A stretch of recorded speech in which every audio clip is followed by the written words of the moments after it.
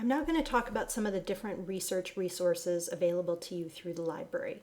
You'll see these listed on the handout, and I've listed here at the top in this box different indexes. And indexes are different from full-text databases. Indexes will generally provide information about different articles, books, dissertations, papers that were delivered at conferences, typically a wider range of materials than you would find in a full-text database. For example, in the ERIC database, you'll find theses, dissertations, reports, bibliographies, books, but in the database Education Full Text, you would predominantly find articles about education and you would have access to the full resource. But it's critical to use the indexes because they're more comprehensive than the full text databases. And when you search an index, and we'll look at this a little bit later when we look at research strategies, it'll show you, there'll be a link that says link to article or link to resource. So if it's not available, when it's not available in the index, it'll take you outside of the index and show you if the material is available in another library resource or as a paper copy. So of the different resources or indexes I've listed on the handout, some would be more relevant to you than others depending on your research topic.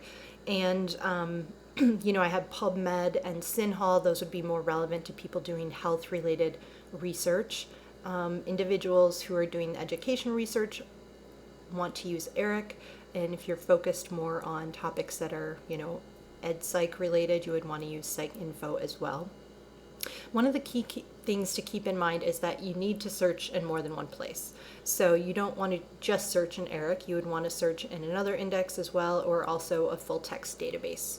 And in addition to the indexes at the bottom of page 2, I've listed some recommended full-text databases. And the library subscribes to over 100 different databases, and you're welcome to use any of the ones that seem relevant to your research.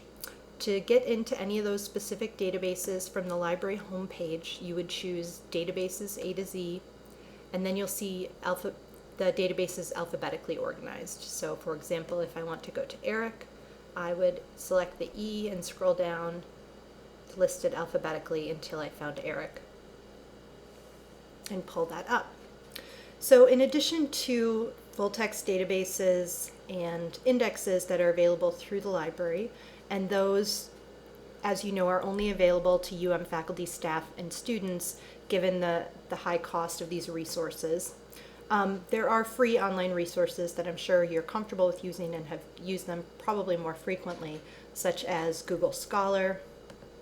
And then there's also the free version of ERIC that anyone can access online, and the open free version of PubMed as well. And I definitely recommend going through the library website to the ERIC database instead of going to the free site.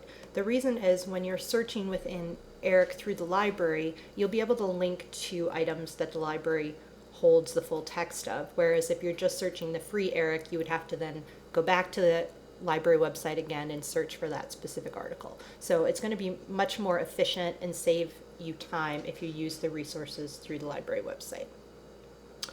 In addition to ERIC, PubMed, we have freely available, we have Google Scholar. Depending on what you're looking for, other free resources online might be the best choice for you. So for example, if you want data on Montana schools or specific curriculum in the state, you're going to find that information on the Office of Public Instruction site as opposed to looking at the library website. And similarly, professional association websites will provide great information such as standards or tips for people working in the field, which you might not find as easily if you were looking at a library website or library database.